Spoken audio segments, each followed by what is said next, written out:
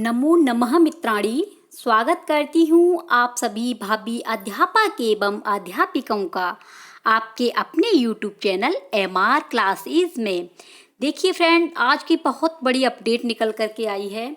जैसा कि आप स्क्रीन पर देख पा रहे हो कि उत्तर प्रदेश शिक्षक पात्रता यानी कि यूपी टेट यूपी टेट परीक्षा 2020 अपडेट विज्ञापन पर कार्रवाई की जा रही है। कार्य दिवस 2 या 3 दिन में जारी हो सकता है। यानी कि आपका जो यूपी टेट का जो विज्ञापन है वो 2-3 दिन में जारी हो सकता है। और सचिव परीक्षा नियामक प्राधिकारी उत्तर प्रदेश प्रयागराज ये PNP से बातें हुई हैं। तो इसलिए फ्रेंड्स, आप अपने यूपी टेट की तैयारी में जुट जाइए। तो आज का हमारा बहुत ही ज़बरदस्त टॉपिक है, वो है आपका कारक। कौन सा है? कारक प्रकरण। तो देख लेते हैं कि कारक कहते किसे हैं। तो संबंध तथा संबोधन ये कारक नहीं माने जाते हैं। किसमें? संस्कृत में। तो कारक की परिभाषा देख लेते हैं। जिसका साक्षात संबंध क्रिया के साथ हो उसे कारक कहते हैं। जिसका साक्षात संबंध क्रिया के साथ में होता है उसे कारक कहते हैं। सूत्र के द्वारा देख लेते हैं कारकों की संख्या। कर्ता कर्म च करणम संप्रदानम तथैव च अपादानाधिकरणमित्येवं कारकाणि षट्। यानी कि कारकों की संख्या 6 होती है। कितनी होती है? 6 माने होता है 6। कर्ता, कर्म, करण, संप्रदान, अपादान, अधिकरण, ये हमारे कारक होते हैं 6। तो संस्कृत में कारकों की संख्या कितनी है?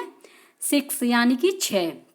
अगर पेपर में आता है कि संस्कृत में कारकों की संख्या कितनी है तो आपकी 6 है।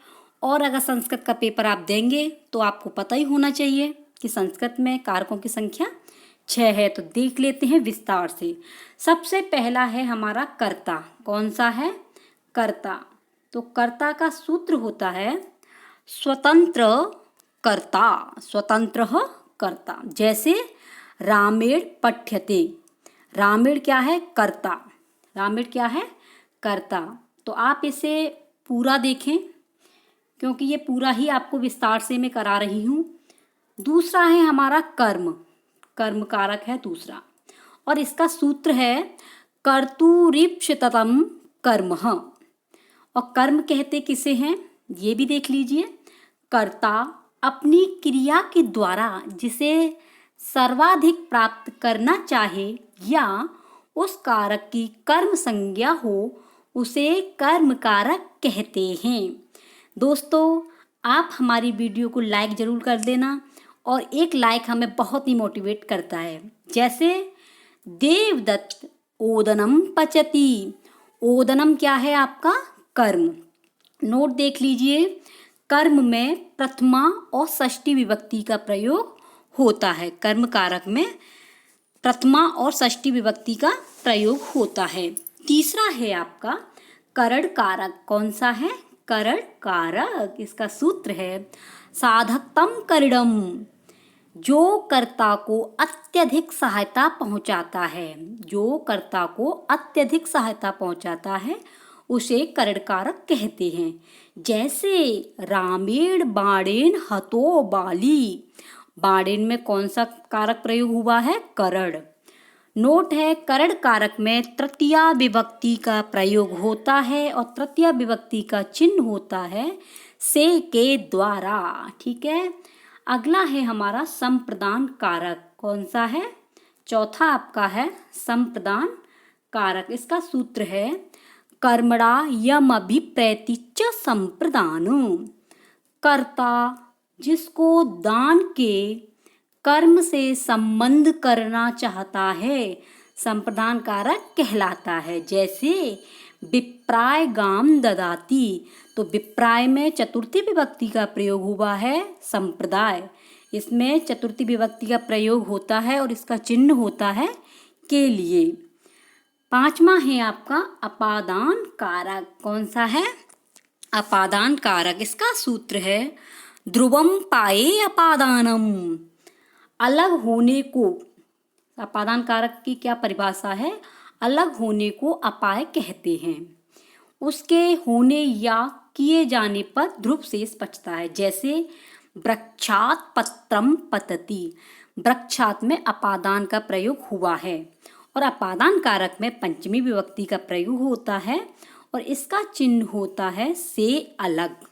अपादान का क्या चिन्ह होता है? से अलग। छठवां है आपका अधिकरण कारक। कौन सा है? अधिकरण कारक। इसका सूत्र है आधारो अधिकरणम। आधारो अधिकरणम, कर्ता और कर्म के द्वारा उसमें रहने वाली क्रिया का आधारभूत अधिकरण संज्ञक होता है। जैसे वानरः वृक्षे अस्ति, वृक्षे आपका अधिकरण है और अधिकरण में सप्तमी विभक्ति का प्रयोग होता है और इसका चिन्ह होता है मैं पे पर। तो इसमें आप समझ गए होंगे संबंध कारक को कारक नहीं माना जाता है और संबोधन कारक को भी कारक नहीं माना जाता।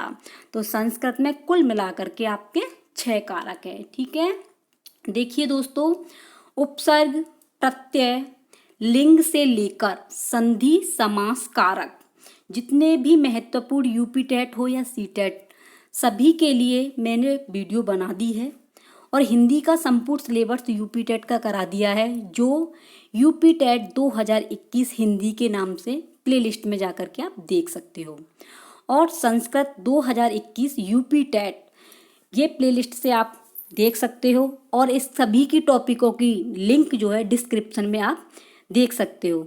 तो आप यूपी टेट की तैयारी में जुट जाइए, क्योंकि फिर आपको समय नहीं मिलेगा। जैसे ही विज्ञप्ति निकलेगी तो कुछ ही दिन बाद आप परीक्षा देने के लिए तैयार हो जाएंगे। इसलिए आप अपना सिलेबस कंप्लीट करते चलें।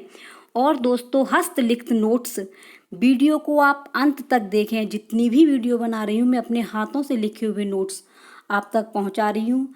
तो अच्छी लगे तो अपने दोस्तों को ज़रूर शेयर करना, क्योंकि आप शेयर करेंगे तो दूसरों का भी भला होगा।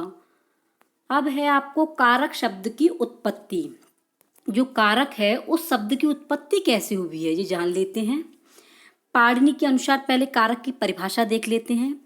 क्रियानकत्वम इति कारकम, अर्थात क्रिया का जो जनक होता है या उत्पन्न करने वाला होता है उसे कारक कहते हैं। यानी कि क्रिया का जो जनक होता है या उत्पन्न करने वाला होता है उसे कारक कहते हैं।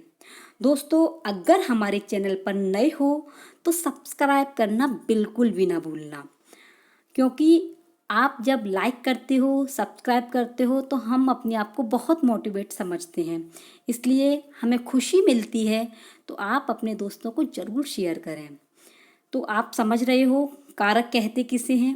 क्रिया का जिससे सीधा संबंध होता है, क्रिया का जिससे सीधा संबंध होता है उसे कारक कहते हैं। अब देख लेते हैं कारक शब्द की उत्पत्ति। तो कारक शब्द की उत्पत्ति कैसे हुई है ये पेपर में आ चुका है यूपी टेट के में। तो कारक शब्द की उत्पत्ति क्र धातु, किससे? क्र धातु ड़बुल प्रत्यय से हुई है। क्र धातु है, ड़बुल प्रत्यय है, इसमें कारक में प्रयोग होता है। ड़बुल का अर्थ होता है वाला। युवोर नाको सूत्र से वो के स्थान पर अक लिया जाता है। अब देख लेते हैं कारक को संधि विच्छेद करके। जैसे क्र प्लस वो, क्र प्लस अक, क्र प्लस अर प्लस अक, क्र प्लस आर प्लस अक, तो बन गया आपका कारक। क्या बन गया? कारक। तो कारक के जो चिन्ह हैं आपको मैंने बताए थे, कारक 6 प्रकार के होते हैं। तो कौन कौन से हैं? कर्ता ने कर्म को करण से के द्वारा संप्रदान के लिए अपादान से अलग और अधिकरण में पे पर। अगर आपको वीडियो अच्छी लगी हो तो प्लीज़ कमेंट के द्वारा बताएं। और एक प्रश्न है वो आप कमेंट बॉक्स में छोड़ देना कि कारक कितने प्रकार के होते हैं और कारक शब्द की उत्पत्ति किससे हुई है। ठीक है, जय हिंद। मिलते हैं नेक्स्ट वीडियो में नेक्स्ट टॉपिक के साथ।